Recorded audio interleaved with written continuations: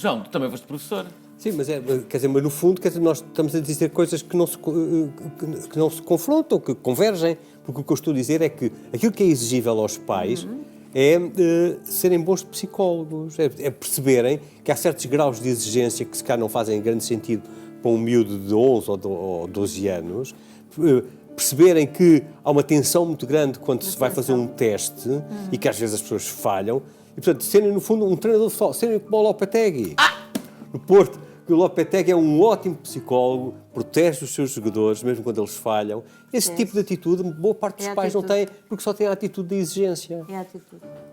Agora, eu também fui professor e gostei imenso de ser professor do secundário. Como é que é ser professor de História? Quer dizer, ser professor de História é uma coisa, para mim, foi uma coisa a dois tempos. Primeiro tem que se vencer a aversão dos alunos à disciplina. Pois. Porque História é um pincel, é uma chumbada, é uma coisa que interessa aos velhos. Quer dizer, Eu lembro-me disso quando íamos para a aula de poucos miúdos novos de História.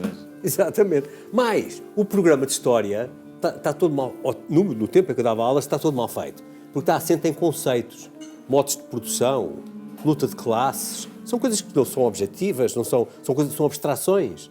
E, portanto, os alunos olham para aquilo e aquilo não interessa nada.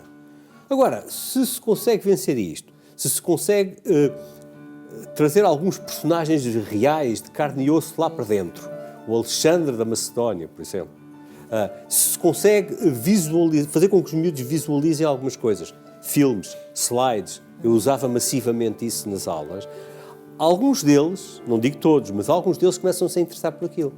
E começam a perceber que há alguma analogia entre aquilo que estão a aprender ali e as suas próprias vidas, e a vida dos seus pais e das pessoas que eles conhecem.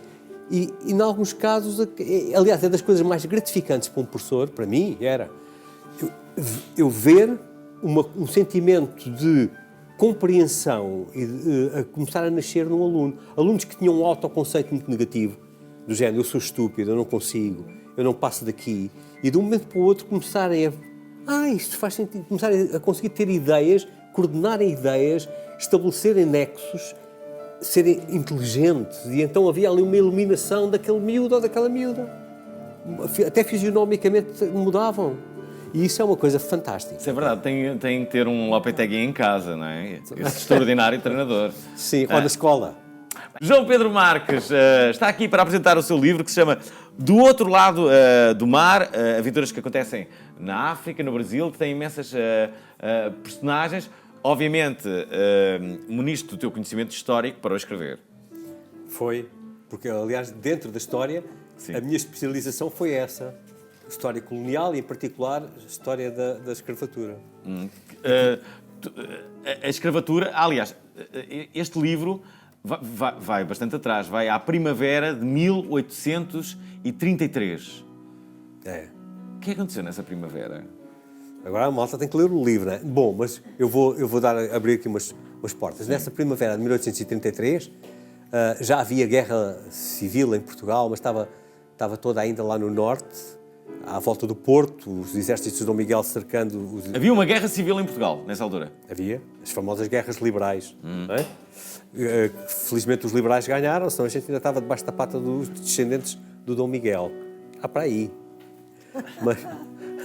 Mas aqui em Lisboa, que ainda não estava tocada pela guerra, iria estar meses depois, mas antes de chegarem os exércitos liberais aqui em Lisboa, o herói desta história, ou um dos heróis desta história, que é um médico chamado Vasco Lacerda, não consegue libertar-se do enorme desgosto de amor que a sua apaixonada lhe infligiu. Sim. E faz uma coisa que era muito típica do século XIX. Abandona o país. Vai para mudar de vida. Acho nobre.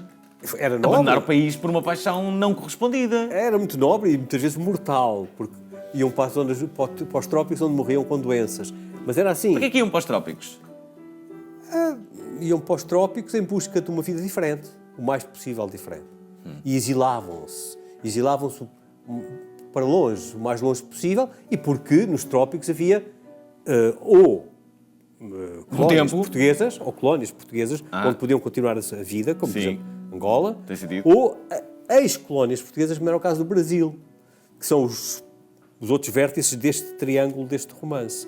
Ele vai para os trópicos. E agora, o que ele vai encontrar nesse eixo Angola-Brasil é uma coisa que o deixa completamente perplexo, enfim, e que muda do dia para a noite a sua vida. Ele vai entrar no circuito da escravatura negra, que era qualquer coisa que ele sabia, teoricamente, de ler sobre o assunto, de ouvir falar, mas nunca tinha presenciado com os seus olhos. E o que o leitor do outro lado do mar vai poder fazer, acompanhando a vida do Vasco Lacerda, é presenciar com os próprios olhos o que é a escravatura. Desde o interior da África, desde o interior de Angola, neste caso, até às fazendas produtoras de açúcar e de tabaco do Brasil. Como é que era a escravatura? Era mau. Pois, calculei que não fosse bom, não. Continua a ser mau. Depende. O tempo da escravatura podia ser bom se tu estivesses no lado certo. Nunca é.